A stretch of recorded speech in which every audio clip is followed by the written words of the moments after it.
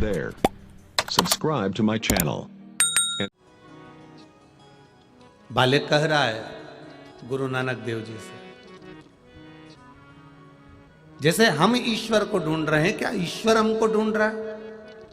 गुरु नानक देव जी बाले से कहते हैं कि हमको ईश्वर को ढूंढने में जितना समय लगता है, हम ईश्वर को जितना ढूंढने में समय लगाते हैं, भगवान गुरु नानक देव जी बाले से कहते हैं उससे दुगना समय भगवान को, अपने भक्त को छांटने में लग जाता है। क्या ये मेरा भक्त है?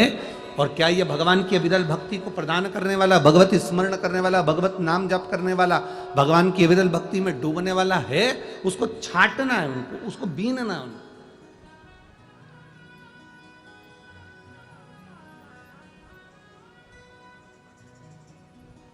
अब आजकल की बहुओं को तो सब सामान जो है ना बड़ा सरलता में मिलने लगा।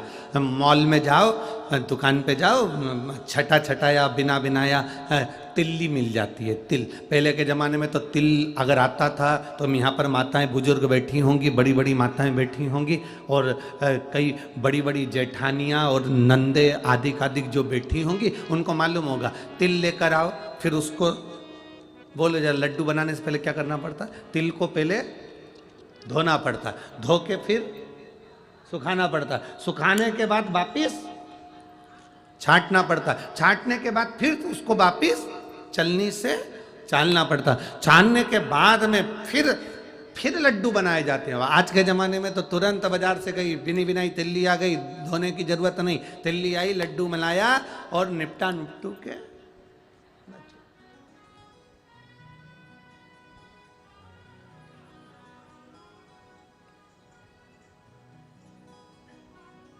कितनी जल्दी!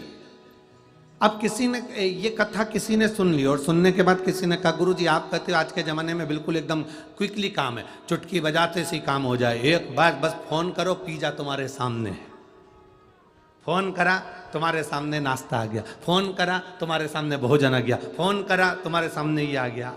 अब जैसे व्यक्ति तुरंत कोई ना कोई चीज को प्राप्त कर लेता है, तो क्या व्यक्ति के कर्म का दंड, पाप और पुण्य का फल भी जल्दी मिलने लगा क्या संसार सागर में, कलयुग में? हमने कहा बिल्कुल।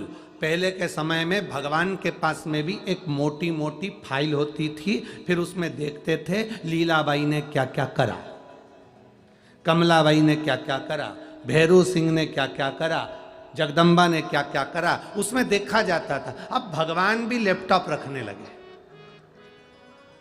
अब भगवान के पास में भी लैपटॉप है। भगवान बस तुमने अच्छा कर्म करा, तुमने भूखे को भोजन कराया, प्यासे को पानी पिलाया, तुमने किसी के लिए अच्छा करा, किसी को दवाई की जरूरत है और तुमने उसके लिए 2 रुपए की दवाई निकालकर उसको दवा दे दी, आपने किसी गिरते हुए व्यक्ति को संभाल लिया, किसी भूखे को भोजन करा दिया, प्यासे को पानी पिला दिया, किसी का साथ आपने दे दिया, तो निश्चित है भगवान के पास एक लैपटॉप रखा हुआ है, वो क्लिक करता है और तुम्हारे पुण्य तुम्हारे सामने आकर खड़े हो जाते हैं। तुम्हारा किया गया दान, तुम्हारा किया गया सत्कर्म, तुम्हारा किया गया पुण्य, तुम्हारा किया गया दान, तुम्हारा किया गया सत्कर्म तुम्हारे सामने आकर खड़ा हो जाता है। इसीलिए हम पहले भी कहे, आज फिर कहते हैं, मत बुरे कर्म कर बंदे वरना पछ